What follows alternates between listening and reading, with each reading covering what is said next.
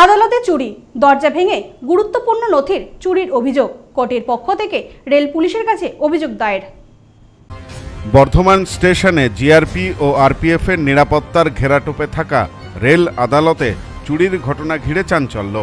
আদালতের দরজার তালা ভেঙে বেশ কিছু গুরুত্বপূর্ণ নথি চুরি হয়ে গিয়েছে। এই চুরির ঘটনায় নানা প্রশ্ন উঠছে।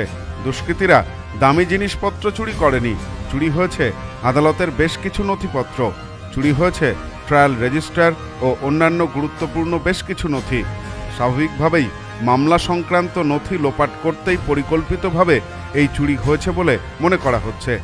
ঘটনার বিষয়ে রেলওয়ে জুডিশিয়াল ম্যাজিস্ট্রেট কোর্টের এক কর্মী জিআরপিতে অভিযোগ দায়ের করেছেন। তার ভিত্তিতে মামলা রুজু করে তদন্ত শুরু করেছে জিআরপি, যদিও এখনো পর্যন্ত কেউ গ্রেপ্তার হয়নি। আদালত সূত্রে জানা গিয়েছে, মঙ্গলবার সকালে আদালতের কর্মী কোর্টে গিয়ে দেখেন দরজার তালা ভাঙা, ভেতর থেকে বেশ কিছু নথিপত্র চুরি হয়ে গিয়েছে। আদালত কক্ষ থেকে ঢিল ছোড়া দূরত্বে জিআরপির অফিস। স্টেশনের 1 নম্বর প্ল্যাটফর্মেই রয়েছে আরপিএফ এর পোস্ট। যাত্রী এবং ট্রেনের নিরাপত্তায় চলে জিআরপি ও আরপিএফ এর টহল। তার মধ্যেই তালা ভেঙে আদালতের নথি চুরি যাওয়ায় নিরাপত্তা ব্যবস্থা নিয়ে প্রশ্ন উঠছে।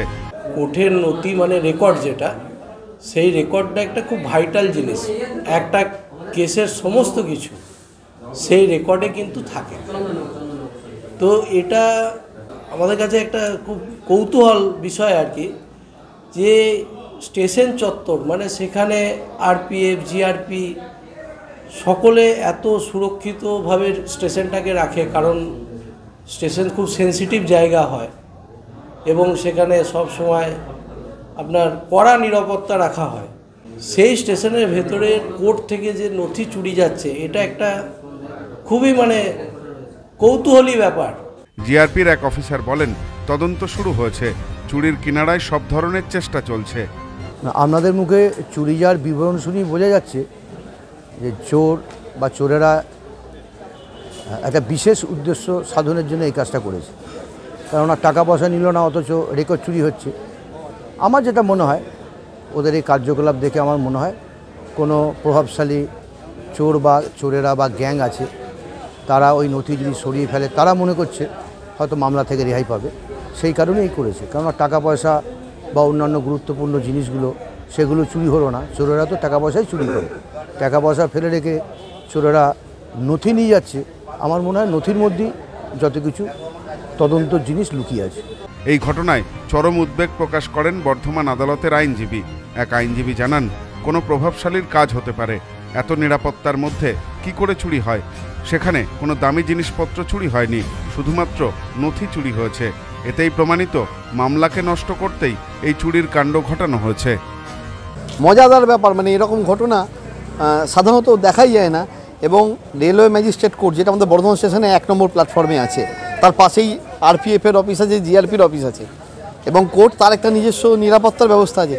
সেই জায়গা থেকে কোর্ট থেকে চুরি হলো। এবং চুরি হলো কি, কিছু স্পেসিফিক কেস রেকর্ড তালা ভেঙে নিয়ে, যে এক গাদা কেস রেকর্ড তুলে নিয়ে চলে গেছে তা নয়, স্পেসিফিক কিছু কেস রেকর্ড চুরি হয়েছে।